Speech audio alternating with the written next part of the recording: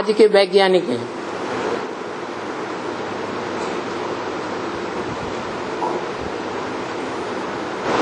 क्या करते हैं?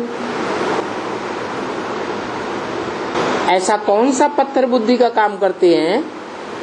वो देह अहंकारी हैं या नहीं है? देह अहंकार तो है।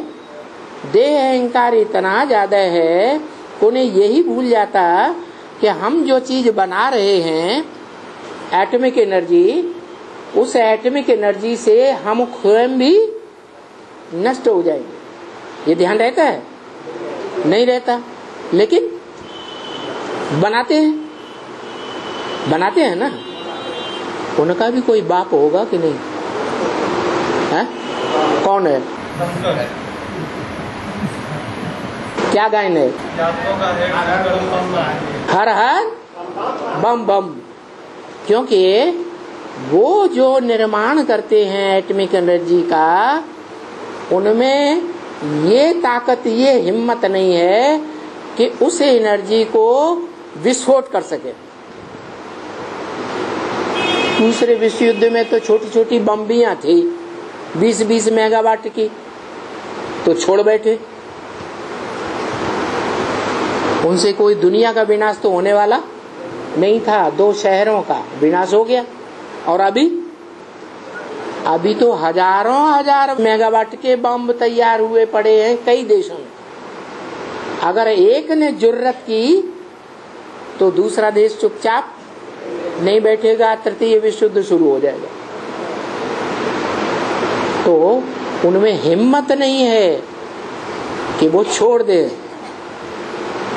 तो वो हिम्मत कहां से आएगी? है हिम्मत आएगी तब जो बिल्कुल पत्थर बुद्धि बन चुका है। जितने भी रत्न हैं, उन रत्नों में सबसे कड़ा पत्थर कौन सा होता है? हीरा। कड़े से कड़ा पत्थर बुद्धि ग्रेनाइट से भी ज्यादा बड़ा पत्थर बुद्धि बन जाता है, तो वो अपनी चिंता नहीं करता। क्यों?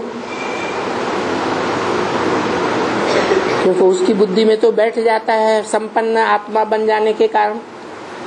याद की स्थिति में प्रैक्टिस करते करते ये पक्का हो जाता है कि मुझे आत्मिक स्थिति छोड़नी नहीं है।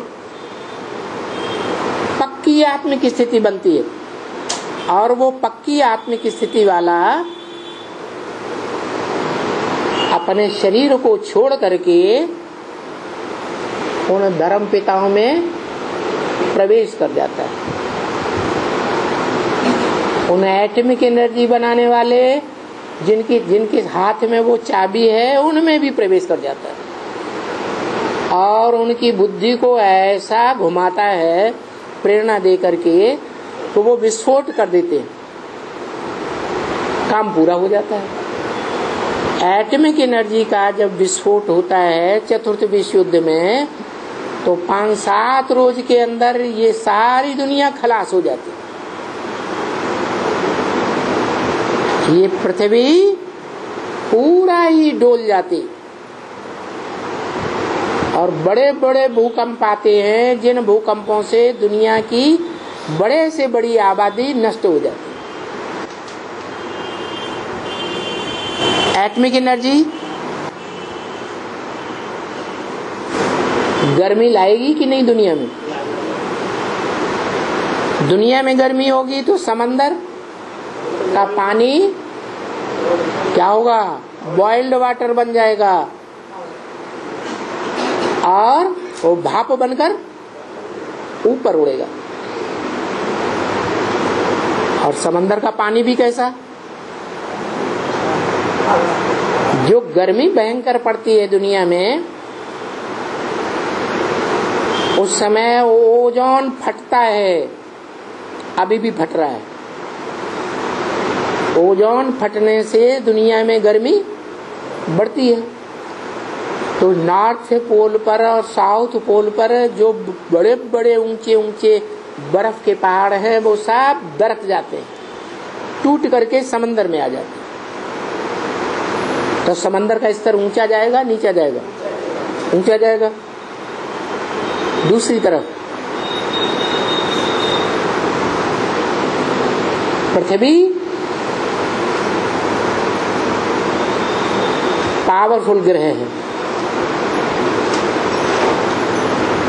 धरणी जब डोलती है, धरणी माता है, तो उसका उपग्रह भी डोलेगा या नहीं डोलेगा? कौन सा उपग्रह? चंद्रमा भी इतना डोलता है कि वो जहां से निकला था, उपग्रह है ना, जिस प्रशांत महासागर से निकला था उसी में अटैच हो जाएगा।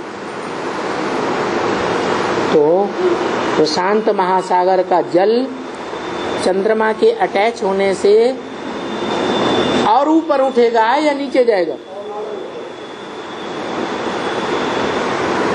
तो सारी दुनिया में जलमयी हो जाती है।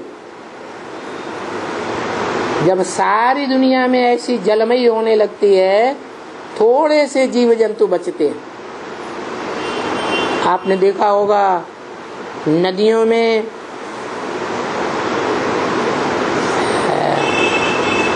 कोई प्राणी है जो उल्टी धार चलता है। कौन सा प्राणी?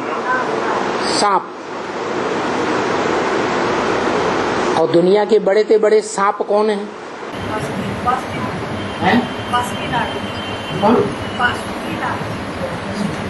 वो तो राजा है, उसकी प्रजा भी तो होगी, यथा राजा। वो कौन है?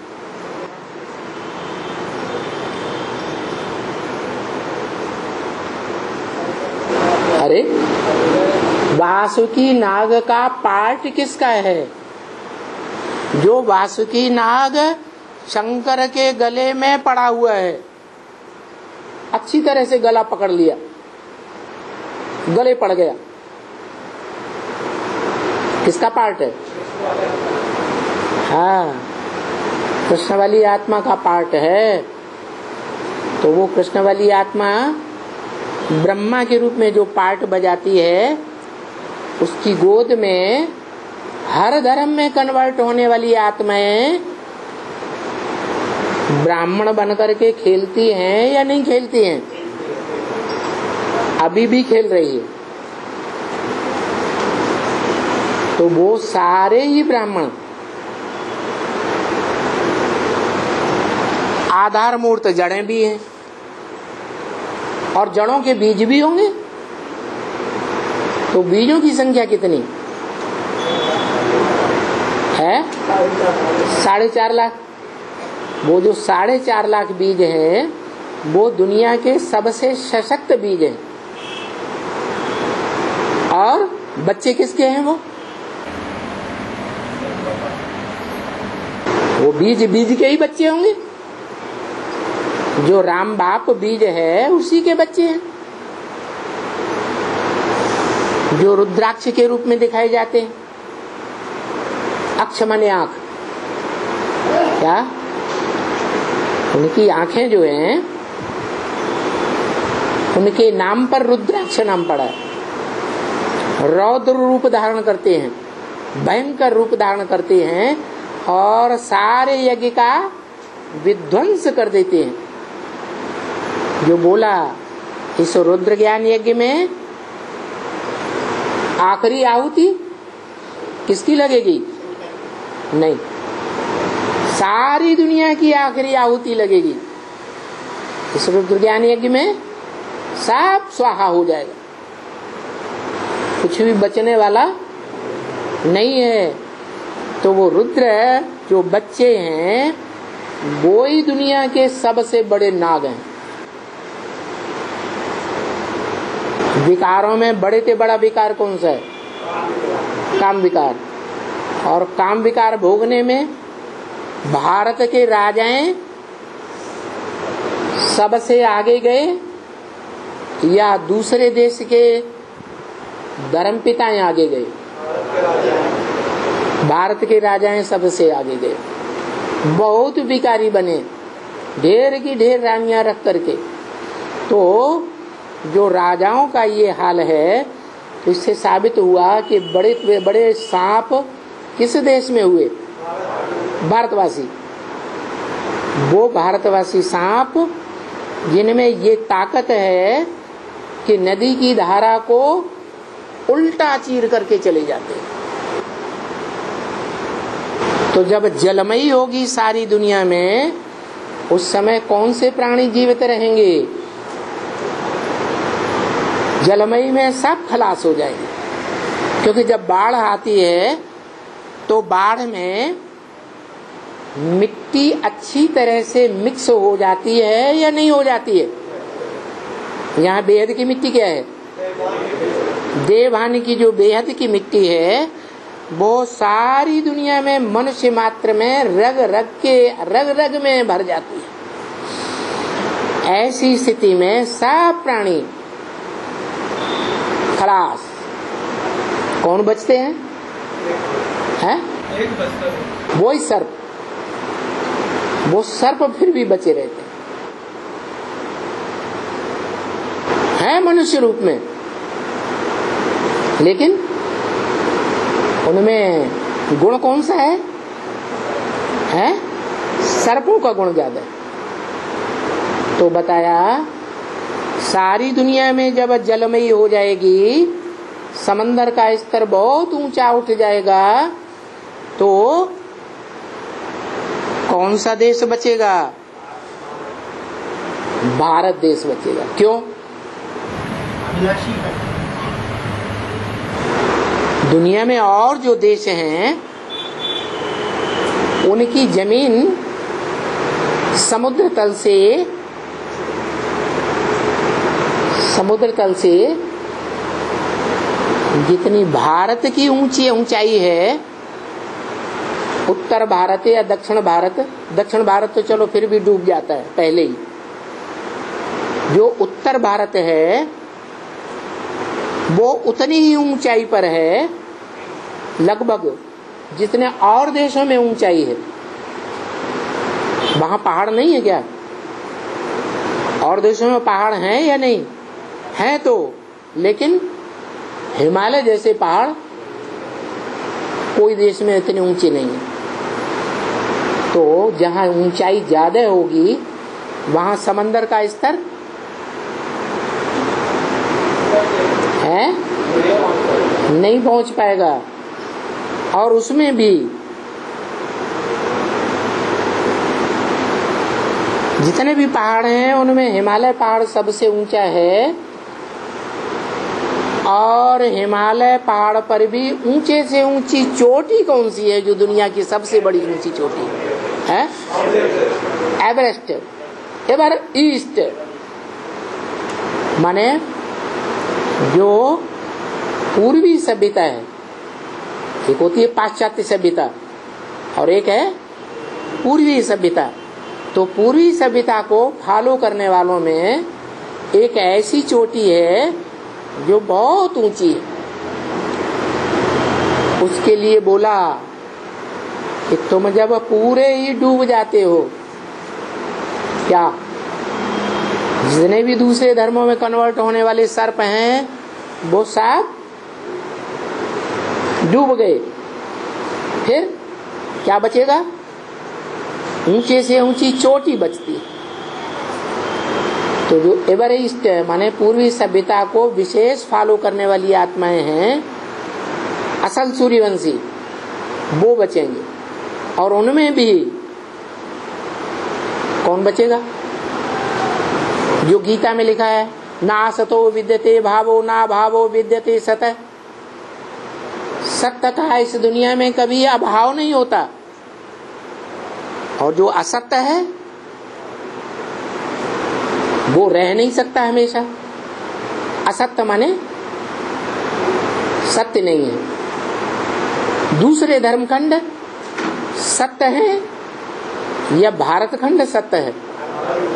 तो भारत खंड रहता है, दूसरे धर्मखंड जो असत्य हैं वो नहीं बचेंगे। इसी तरह तो मनुष्य सृष्टि में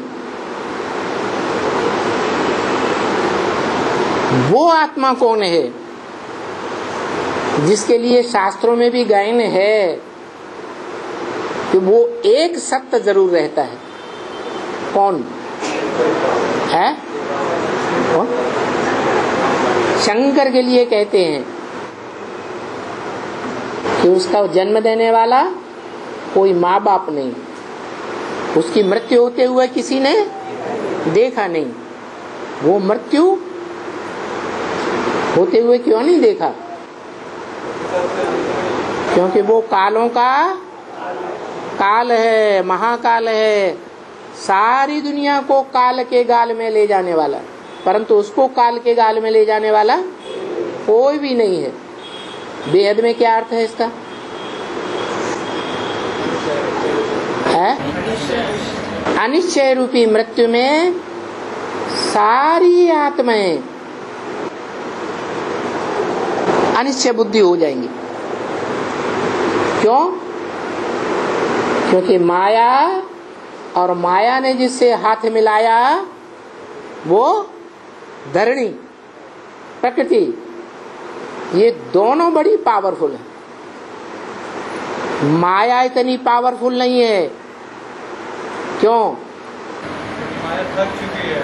क्योंकि माया बाप के बच्चों के सामने थक चुकी, तंग आ गई, ऐसे अव्यक्तवाणी में बोला।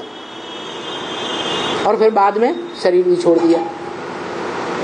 शरीर छोड़ दिया तो फिर माया ज्यादा चालाक है या जड़ प्रकृति ज्यादा चालाक है? माया ज्यादा चालाक है। तो माया बेटी जो है वो बाप की बेटी है ना, है? माया क्या है? बाप की बेटी है। तो जो बाप की बेटी है, ज्यादा चालाक होने की वजह से उसने ये युक्ति निकाली कि जो बहुत पावरफुल रचना है प्रकृति पति की, भगवान की, उसको हाथ में ले लो। तो उसने जो पृथ्वी जिसमें 5 तत्व विराजमान है, मुख्य तत्व है पृथ्वी, धरणी माता, उससे हाथ मिला लिया। धरणी माता कौन? जगत की अम्बा। उससे हाथ मिलाने के बाद प्रकृति और माया दोनों मिलकर के इतने पावरफुल हो जाते हैं कि सारी दुनिया पर राज्य करते हैं। क्या? जो सिखों में आज भी गायन है, राज करेगा खालसा। वो धरणी जब बहुत तामसी बन जाती है तो महाकाली का रूप धारण करके सारे असुरों का खात्मा कर देती है, राक्षसी वृत्ति वालों का।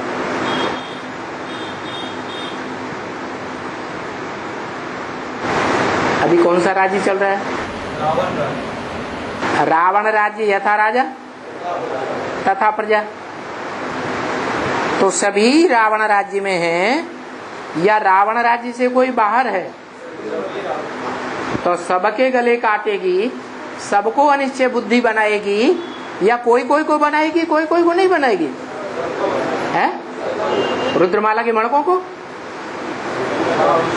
है, उनको भी बनाएगी। फिर बचेगा कौन? है? एक क्यों बचेगा? हाँ, जो प्रकृति पति है वो किसी के प्रभाव में आने वाला नहीं है। सब धर्म पिताएं इस सृष्टि में उतरते हैं, तो जब उतरते हैं तब सत्व प्रधान होते हैं, लेकिन जिसमें प्रवेश करते हैं उसके संग के रंग में आकर नीचे गिरते हैं या नहीं गिरते हैं? प्रभावित होते हैं या नहीं होते हैं? लेकिन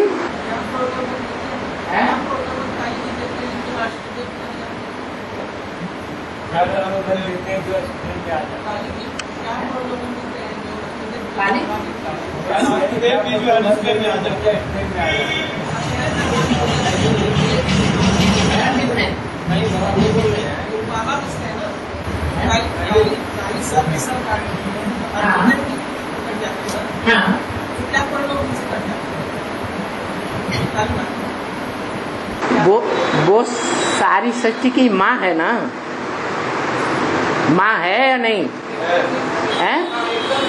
जगत माता है ना।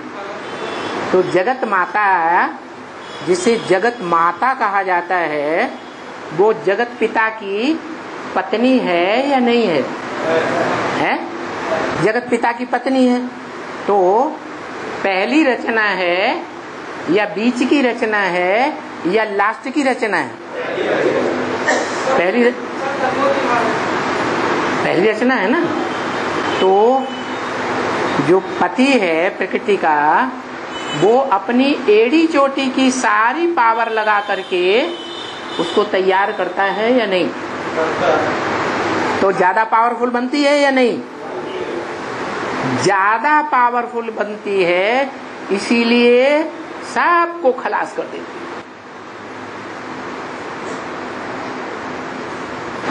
सर्प के बारे में ये जानते होंगे बहुत से लोग कि सर्पिणी जब अंडे देती है तो उसकी कुंडली के अंदर जितने बच्चे आ जाएंगे उन सबको खा जाती है। हाँ, तो बड़बोली तो है ही। और आज की दुनिया में जो बड़े बड़े नेताएं हैं, जोर जोर से बोल बोल करके सारी पब्लिक को अपने कंट्रोल में कर लेते हैं। उन सब नेताओं में मुखिया नेता कौन हुआ? जगदम्बा। उससे ज्यादा लंबी जीभ वाला और कोई हो ही नहीं सकता। पंडित सोई जो ही गाल बजाबा। ये कलयुग की दुनिया की रस्म है। क्या लोग किसको पंडित समझते हैं? जो बहुत ज्यादा बोलने वाला हो उसको लोग समझते हैं ये बहुत पंडित है, और जो चुपचाप रहता है, कम बोलता है, ये बुद्धू है, तो कुछ नहीं जानता। तो सारी प्रकृति उससे, वो प्रकृति से सारे ही बच्चे प्रभावित हो जाते हैं। हिंदू हो, मुसलमान हो, सिख हो, ईसाई हो, सारे प्रभावित हो जाते हैं। माने बाप से अनिश्चय बुद्धि हो जाते हैं। जो बाप से अनिश्चय बुद्धि होते हैं, बाप के बड़े बड़े सहयोगी होते हैं, उन सहयोगी रूपी भुजाओं को वो अपने कमर में बांध लेती है। क्या? अपनी कमर की लज्जा बचाने के लिए क्या करती है? जो सहयोगी भुजाओं वाले बच्चे हैं, लंबी लंबी भुजाओं वाले, अर्जुन को दीर्घ बाहु कहा गया ना, तो बड़े बड़े सहयोगियों को अपने पक्ष में करके अपनी जो कमजोरी है उसको छुपा लेती है और बाप को बदनाम कर देती है। क्या? बाप को बदनाम कर देती है। किसके बीच? बच्चों के बीच। तो कितने बच्चे हैं प्रकृति के?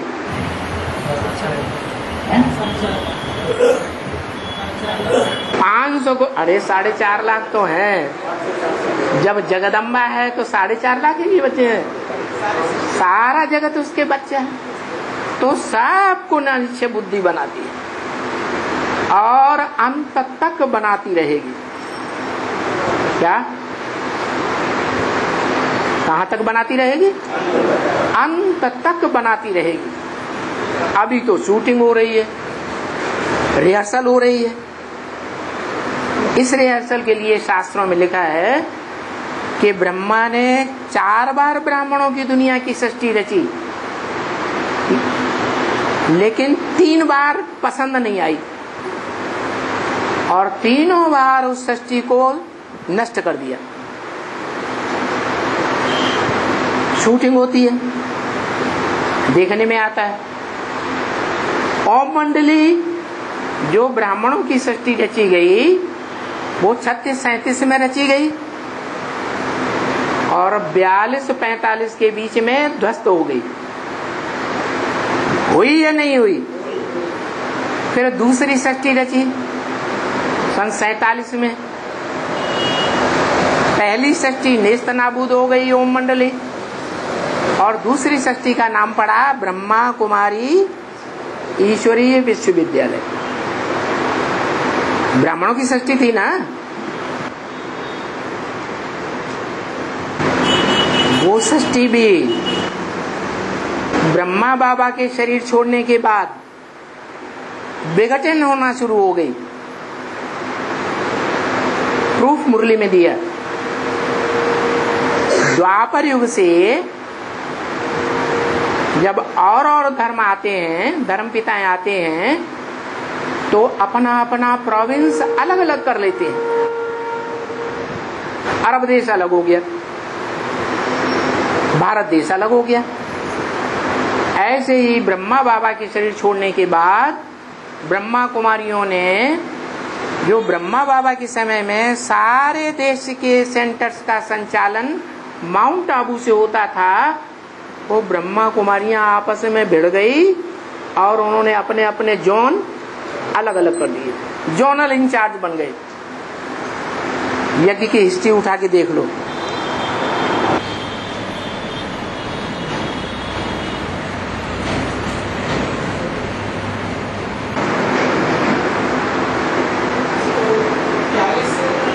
है 42 में ओम मंडली का जो कर्ता धर्ता था, मुखिया, आ उ म। आ माने ब्रह्मा, उ माने विष्णु, म माने महेश। उन तीनों में बड़ा कौन? महेश जो कर्ता धर्ता था, उसकी लाश भी गुम कर दी, खलास हो गया। तो जब मुखिया ही चला गया तो ओम मंडली रहेगी?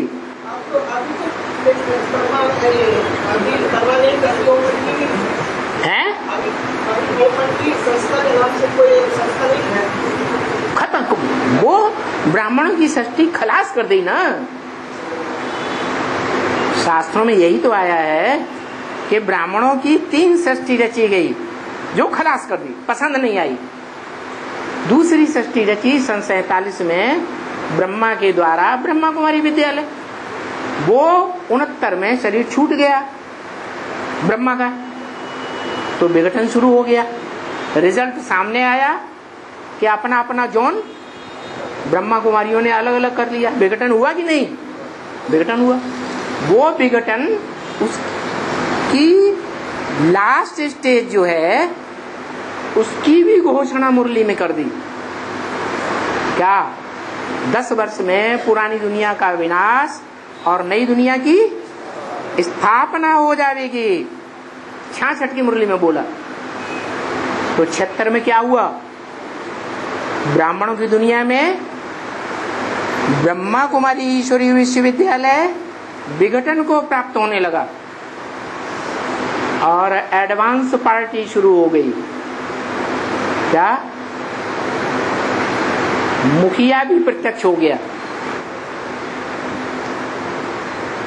बाप का प्रत्यक्षता वर्ष मनाया गया सन 76 को। तो मनुष्य सृष्टि का बाप कौन? वही जगत पिता।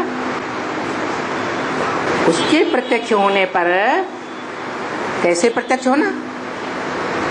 आप मुए मर गई दुनिया। उस पुरानी ब्राह्मणों की सृष्टि से उसने अपना मोह तोड़ लिया। जैसे कि पुरानी दुनिया खलास हो गई, ब्राह्मणों की दुनिया खलास हुई और नई दुनिया ब्राह्मणों की एडवांस पार्टी शुरू हो गई, जिसे रुद्रवत्सों की दुनिया कहें।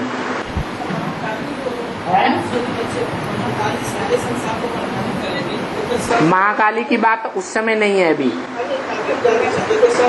अभी प्रसंगांतर न करो, दूसरी बात चल रही है ना। तो ये तीसरी बार सृष्टि हुई शुरू ब्रह्मा द्वारा। और दूसरी बार रची हुई सृष्टि खलास हो गई। खलास हुई या नहीं हुई? हुई। तीसरी ब्राह्मणों की सृष्टि शुरू हुई।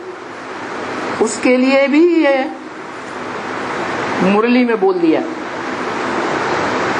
तुम बच्चों को। किनसे कहा तुम बच्चे? रुद्रमाला के मणकों से कहा तुम बच्चे। तुम बच्चों को तमो प्रधान से सतो प्रधान बनने में 40 से 50 वर्ष लगते हैं। तो बताओ कब पूरे होते हैं? 2017-18, क्योंकि 76 था बाप का प्रत्यक्षता वर्ष, 77 था संपूर्णता वर्ष। तो 2017-18 का जो टाइम है वो है तीसरी जो ब्राह्मणों की सृष्टि रची गई वो भी खलास।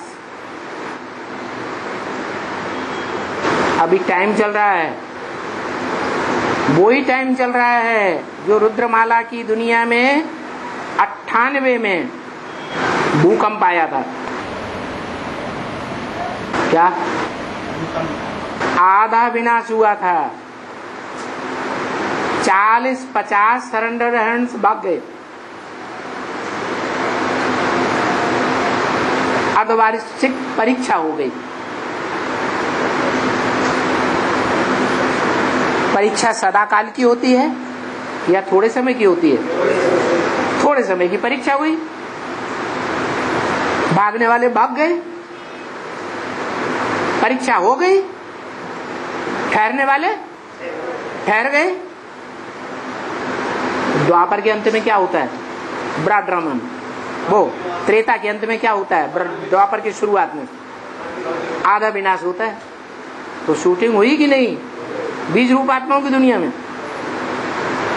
ऐसे ही जब ये शूटिंग हुई उस समय तिथि तारीख देखी जाए, 15 अगस्त जन्माष्टमी का दिन था, जिसके लिए शास्त्रों में लिखा है कि कृष्ण भगवान ने गीता कब सुनाई, महाभारत युद्ध कब हुआ? द्वापर के आदि में, द्वापर के अंत में? द्वापर के अंत में। तो महाभारत युद्ध हुआ और कृष्ण के द्वारा कराया गया। तो कृष्ण का जन्म भी हुआ होगा? नहीं। द्वापर के अंत में कृष्ण का जन्म हुआ होगा कि नहीं हुआ? तो उसकी शूटिंग हो गई। कहते हैं कि जो ब्राह्मण होते हैं उनका 2 जन्म होता है। एक जन्म माँ के पेट से और दूसरा जन्म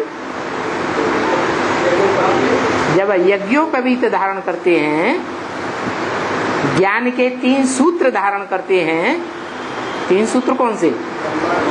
ब्रह्मा का सूत्र, विष्णु का ज्ञान सूत्र और शंकर का ज्ञान सूत्र, जिसे कहते हैं त्रिमूर्ति रोड। रोड माने रास्ता, त्रिमूर्ति हाउस। तो ये तीनों जो ज्ञान के सूत्र हैं उनकी जहां गांठ लगाई जाती है उसको कहते हैं ब्रह्म फांस। क्या? जो ब्रह्मा नाम के हैं वो सब एक गांठ में फंस गए। तो जो ब्रह्मा बनते हैं वही क्या बनते हैं? विष्णु। विष्णु बने तो 5 ब्रह्मा नामधारी एक गांठ में बंध गए या नहीं बंध गए? है? बंध गए। तो बताया कि जो आधा विनाश होता है द्वापर के अंत में, उस समय कृष्ण का भी जन्म होता है और कृष्ण जन्म की यादगार 15 अगस्त और जन्माष्टमी एक ही तारीख को हुए। जो कृष्ण वाली आत्मा है वो डबल छुटकारा पाई लेती है। एक तो ये दुनिया ही जेल है, दुनिया का बंधन में रहना, समाज के बंधन में रहना क्या है? जेल है। और दूसरे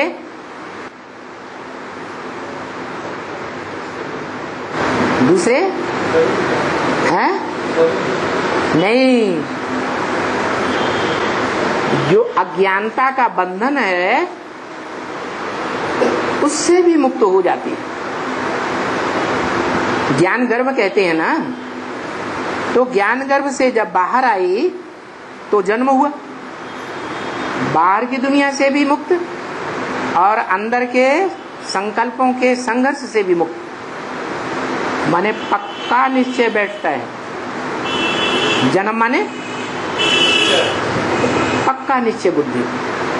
और दुनिया के बंधन से मुक्त माना पहले समाज के अंदर प्रत्यक्ष थी तो बंधन था, फिर बाद में क्या होता है? जो दुनियावी समाज है उसकी दृष्टि से ओझल हो जाती है या समाज के सामने प्रत्यक्ष रहती है।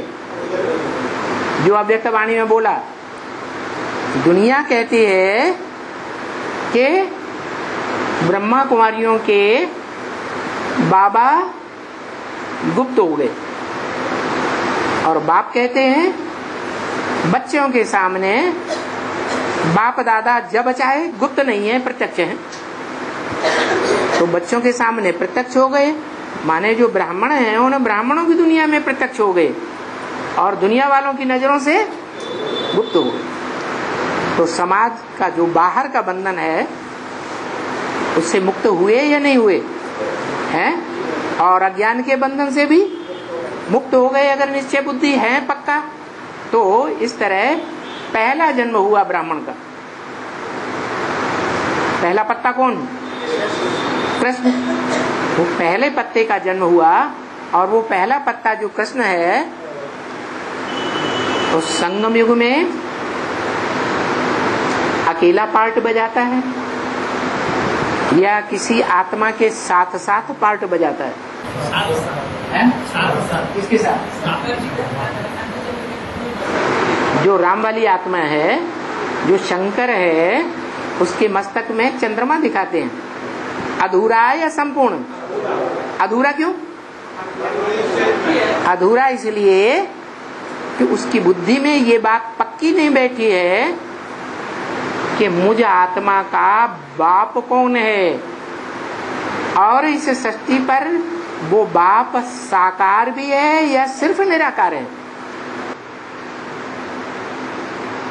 ये बात बुद्धि में नहीं बैठती, इसलिए अधूरा चंद्रमा है, संपूर्ण चंद्रमा नहीं है। लेकिन वो अधूरा होते हुए भी धर्म की धारणाओं का राजा आत्मा है या नहीं है? राजा है। वो मस्तक पर बैठा हुआ अधूरा चंद्रमा जो राजा है वो अधूरा है, इसलिए सब बच्चों को देखता है। क्या कि कौन कौन कैसा कैसा पार्ट बजाते हैं, उसकी नजर में सब कुछ है। साकार में था तो नजर इतनी तीखी नहीं थी क्योंकि साकार शरीर का बंधन था, और अभी साकार शरीर का बंधन नहीं है, तो वो आत्मा सब कुछ देखती है, लेकिन धर्मराज के रूप में अभी प्रत्यक्ष नहीं है। कभी तो संपूर्ण बनेगी, नहीं बनेगी? जब संपूर्ण बनेगी तो वो आत्मा धर्मराज का रूप धारण कर लेती है। वो धर्मराज का रूप ब्रह्मा वाली कृष्ण वाली आत्मा ऐसा रूप धारण करती है भयंकर कि जो बच्चे नहीं सुधरना चाहते हैं, नहीं सुधरते हैं, गांठ बांध ली है, उनको भी सुधरना ही पड़ता है। एक एक की खामी को जानती है वही आत्मा जिसने बहुत सहन किया था माता के रूप में। क्या नहीं किया था? सहन किया। सहन किसी बच्चे को कराया नहीं, स्वयं किया। दूसरों से आशा नहीं की कि करो या न करो। वही आत्मा जिसने इतना सहन किया कि प्राणों की भी आहुति दे दी, उसका हिसाब किताब कब पूरा होगा उन बच्चों से? हिसाब किताब पूरा होगा या नहीं होगा? तो वो धर्मराज बनकर के सारा हिसाब, चाहे बेसिक नॉलेज के बच्चे हों, चाहे एडवांस नॉलेज के बच्चे हों, सबसे अपना हिसाब किताब पूरा करते हैं।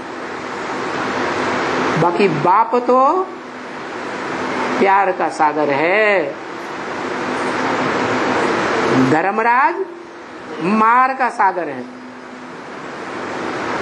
जो मुरली में बोला, तुम बच्चे अभी मेरी बात नहीं मानेंगे तो धर्मराज तुमको बहुत तंग करेंगे।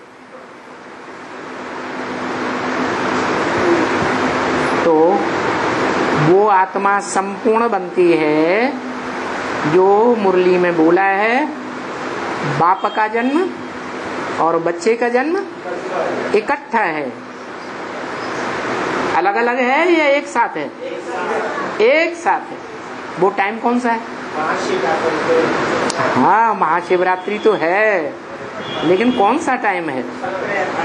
हाँ, तो साकार में जो आत्मा है, राम वाली आत्मा, जिसमें वो चंद्रमा प्रवेश है, वो चंद्रमा और राम वाली आत्मा दोनों मिलकर के एक साथ प्रत्यक्ष होते हैं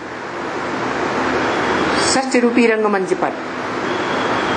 बाप भी और बाप का बच्चा पहला पत्ता भी, दोनों प्रत्यक्ष जब होते हैं तब ब्राह्मणों की तीसरी सृष्टि का विनाश होता है। पूरी ब्राह्मणों की सृष्टि का विनाश। क्या मर जाते हैं? शरीर छोड़ जाते हैं? अरे 76 में शरीर छोड़ गए थे क्या? नहीं छोड़ा था। ऐसे ही शरीर नहीं छोड़ेंगे, लेकिन बाप से अनिश्चय बुद्धि हो जाते हैं।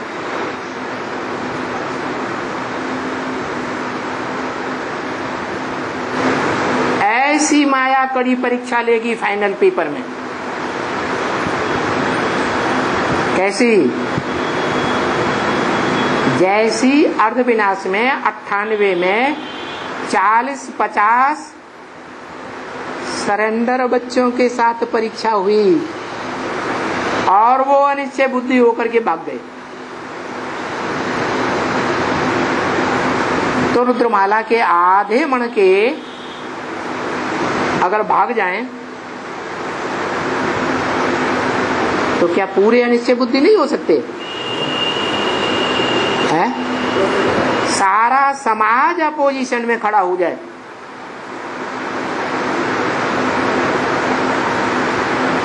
सारी गवर्नमेंट अपोजिशन में खड़ी हो जाए,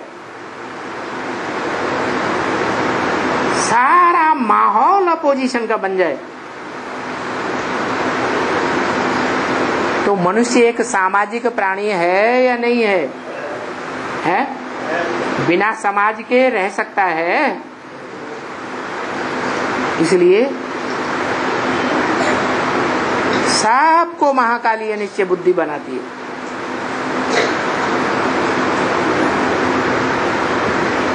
वो परीक्षा का प्रारूप होने वाला है। अरे सारी रामायण खत्म हो गई है, सीता का बाप रावण ही बना रहा। नहीं पता चला? चल गया? चलो, तो जब सारे ही अनिश्चय बुद्धि बन जाते हैं तो उन्होंने सत्य ज्ञान को पूरा धारण किया है 100% या नहीं किया है। जो सत्य बाप का सत्य ज्ञान है, सत्य जिसे ज्ञान कहा जाता है, जानकारी, वो धारण किया है? नहीं धारण किया। ज्ञान की पूरी धारणा न होने के कारण ही समस्याओं से मुकाबला नहीं कर सकते और माया के फाइनल पेपर में फेल हो जाते हैं। एक 3 बार ब्राह्मणों की सृष्टि जो है नष्ट होती है, 4थी बार सृष्टि का विनाश नहीं हुआ, क्योंकि तीसरी बार जो विनाश हुआ, वो दूसरी बार जो विनाश हुआ 76 में, उसमें 2 ही आत्माएं निकलती हैं, जिनके निकलने के बाद टू लेट का बोर्ड बता दिया। क्या 10 वर्ष में पुरानी दुनिया का विनाश, नई दुनिया में नई दुनिया की स्थापना होगी और टू लेट का बोर्ड लग जाएगा। कितनों के लिए? 2 के लिए लग गया। अब जो तीसरी बार विनाश होता है, क्योंकि 2 से तो राजधानी स्थापन नहीं होती है, होती है? नहीं होती है। राजधानी स्थापन होने के लिए ज्यादा चाहिए, ठीक है, छोटी से छोटी राजधानी स्थापन होगी, उसमें ऐसे बंदे चाहिए फाउंडेशन में जो 100% कंप्लीट हो, पक्के सूर्यवंशी हो, बिल्कुल धर्मराज की सजा खाने वाले न हो। तो ऐसी आत्माएं 8 प्रत्यक्ष होती है। क्या? भले उन 8 आत्माओं को भी माया डाउन कर देती है।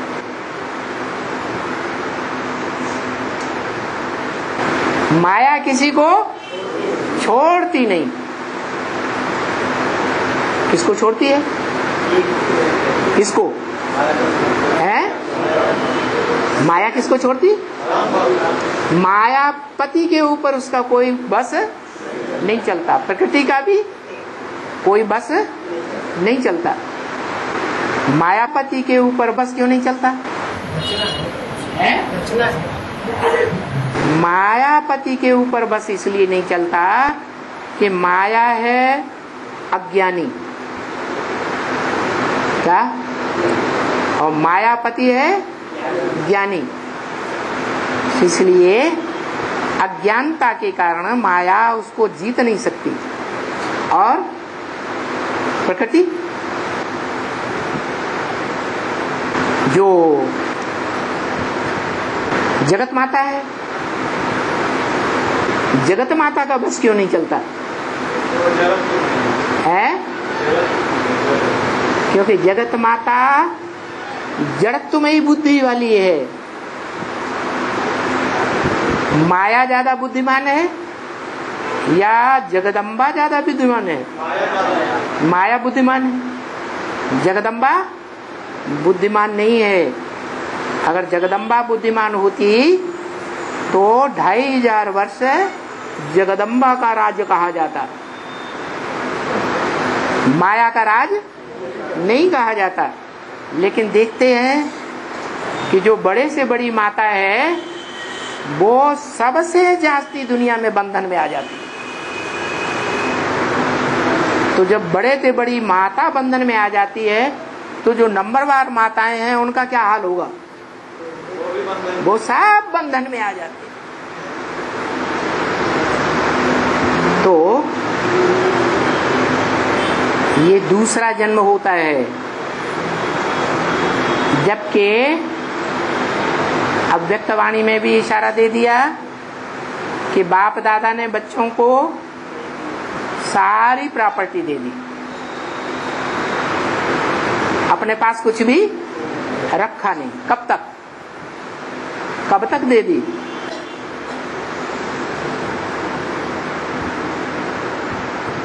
सन 76 तक है, सन 76 तक सारी प्रॉपर्टी नहीं दे दी। अरे नहीं दे दी, क्योंकि टीचर के रूप में, सुप्रीम टीचर के रूप में जो टीचर का काम है व्याख्या देना, प्रोज और पोएट्री की व्याख्या देता है, वो काम तो शुरू नहीं हुआ। हमारी पोएट्री क्या है? कविता है हमारी मुरली गीता माता, जिस गीता माता के लिए वाणी में बोला अभी गीता ज्ञान कहेंगे, गीता ज्ञान अमृत नहीं कहेंगे। तो गीता का ज्ञान तो मिला, लेकिन वो अमृत, गीता का वो रूप जो अमृत बन जाता है, वो ब्राह्मण बच्चों को नहीं मिला। जिस अमृत को पी करके ब्राह्मण संपूर्ण क्या बन जाते हैं? अमर बन जाते हैं, देवता बन जाते हैं। तो 76 के बाद ये प्रक्रिया शुरू होती है। क्या? गीता का व्याख्या, उसे गीता कहो, वेदवाणी कहो, क्योंकि वेदों का भी जो अव्वल नंबर रूप है वो गीता है। पहले गीता बनी या वेद बने? है पहले गीता, बाद में वेद। वेदवाणी ब्रह्मा के मुख से निकली, तो वेदवाणी जो ब्रह्मा के मुख से निकली वो हो गई हमारी मुरली। और वो वेदवाणी की आज क्या हालत है? कोई नहीं पढ़ता, कोई नहीं सुनता।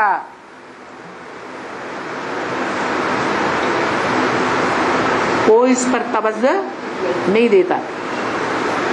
क्यों?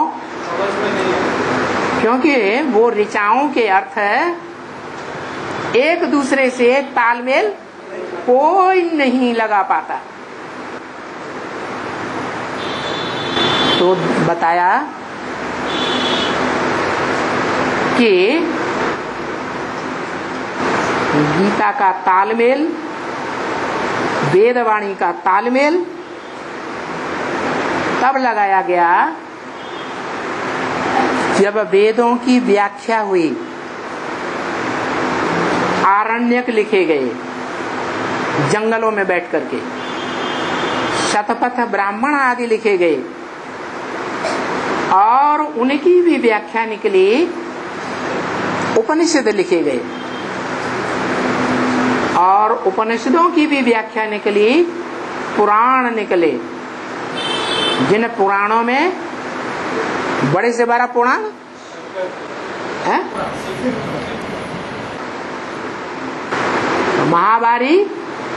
महाभारत युद्ध जिसके नाम पर लिखा गया हुआ,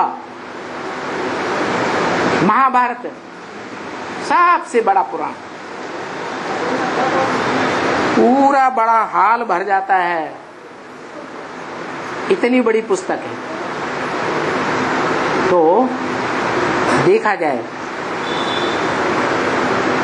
कि जो पहले पहले भगवत गीता आई उसका रचयिता कौन? हिस्ट्री के अनुसार 18वें अध्याय में आया है व्यास प्रसादात्। किसके प्रसाद से प्राप्त हुई? प्रसन्नता से, व्यास की प्रसन्नता से गीता ज्ञान मिला। इसी तरह वेदों की भी व्याख्या व्यास वाली आत्मा ने आरण्यकों और ब्राह्मणों के रूप में की। वही आत्मा पहले पहले ब्राह्मण और आरण्यकों की व्याख्या उपनिषदों के रूप में करती है।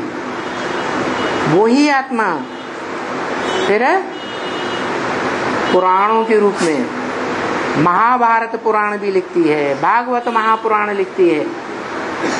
वही आत्मा द्वापर में वाल्मीकि रामायण लिखती है, जो मुरली में बोला, अपने अपने ग्रंथों में अपनी अपनी कथा कहानी लिख दी है। तो वाल्मीकि रामायण लिखने वाली कौन सी आत्मा हुई? राम वाली आत्मा साबित होती है, क्योंकि राम वाली आत्मा ने ही अपने जीवन की कहानी संगम युग की सारी रामायण में लिख दी। इसी तरह कलयुग में आकर वही आत्मा तुलसीदास के रूप में जन्म लेती है और तुलसीकृत रामायण लिखती है। तो किसने लिखी? कौन सी आत्मा ने? वही राम वाली आत्मा। इससे साबित हुआ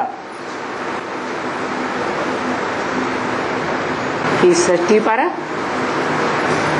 सदा काल ज्ञान की ज्योति जगाने वाली आत्मा कौन है? राम वाली आत्मा। जो मुरली में बोला, इस सृष्टि पर सदा काल कोई चीज कायम है ही नहीं, सदा काल कायम एक ही शिव बाबा है। तो वो शिव बाबा की यादगार क्या है? शिवलिंग। सोमनाथ मंदिर में भी वो शिव बाबा की यादगार है। क्या यादगार है? शिव बाप की क्यों नहीं?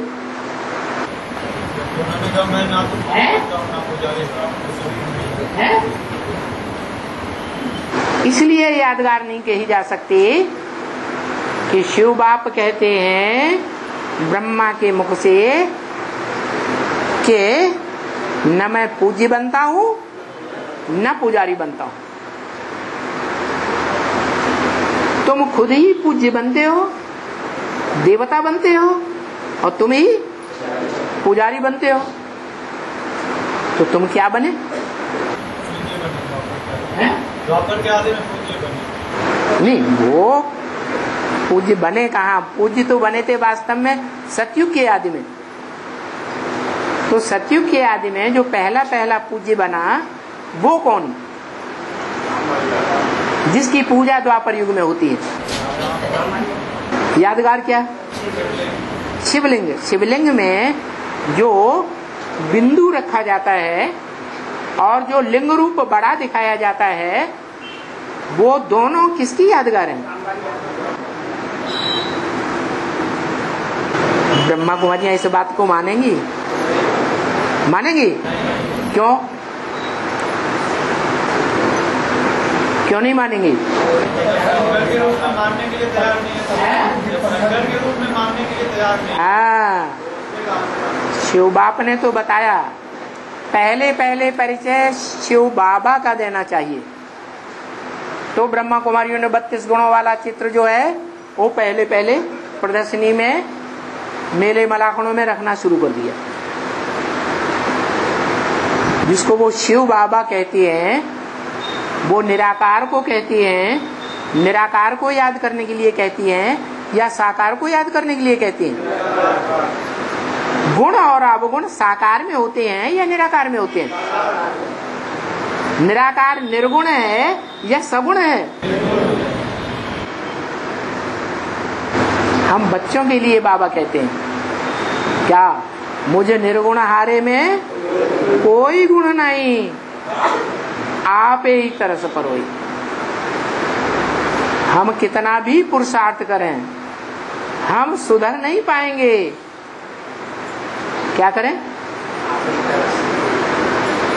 कितने साल हो गए पुरुषार्थ करते करते? कितने साल हो गए? 80 साल हो गए। 80 सालों में कितने विकारी से निर्विकारी बने हैं? एक भी नहीं।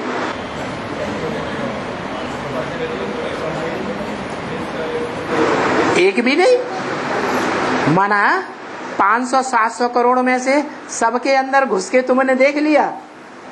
बाबा ने कहा कोई भी पति इस पावन दुनिया, कोई भी पावन पुस्तक जो है ना, ये पति दुनिया में ठहर ना सके। हाँ, इस दुनिया में एक भी आत्मा पावन बनेगी तो पावन आत्मा इस पतित विकारी शरीर में, इस पतित दुनिया में ठहर ही नहीं सकेगी।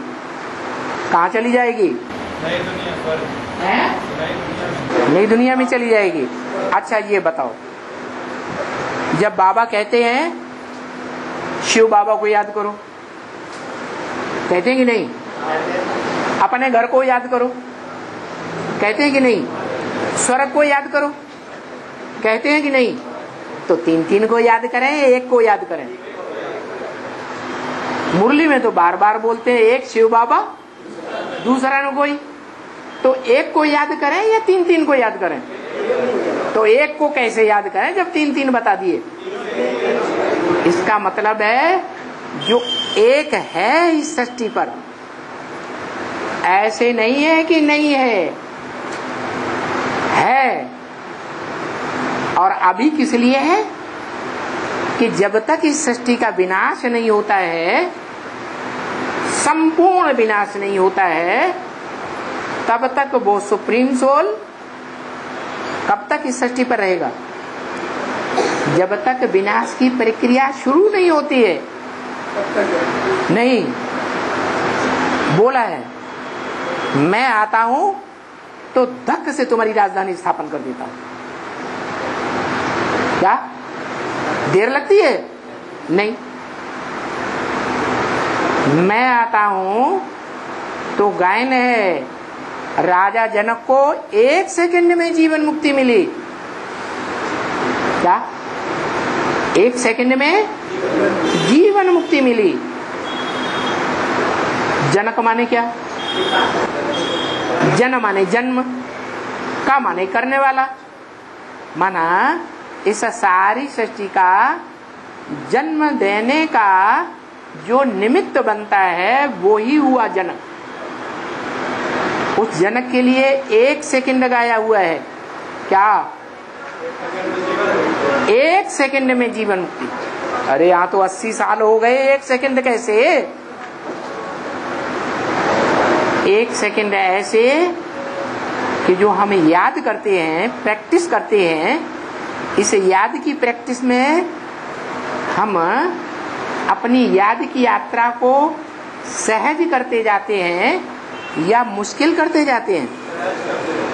जितनी जितनी प्रैक्टिस बढ़ती जाती है, उतना उतना हर आत्मा नंबरवार आत्मिक स्टेज में जल्दी से जल्दी टिके। क्या बोला? अभी अभी साकारी, अभी अभी निराकारी, अभी अभी आकारी बनना है। अभी अभी का मतलब आकारी, साकारी, निराकारी बनने में 1 सेकंड से ज्यादा न लगे। ऐसी प्रैक्टिस करनी है।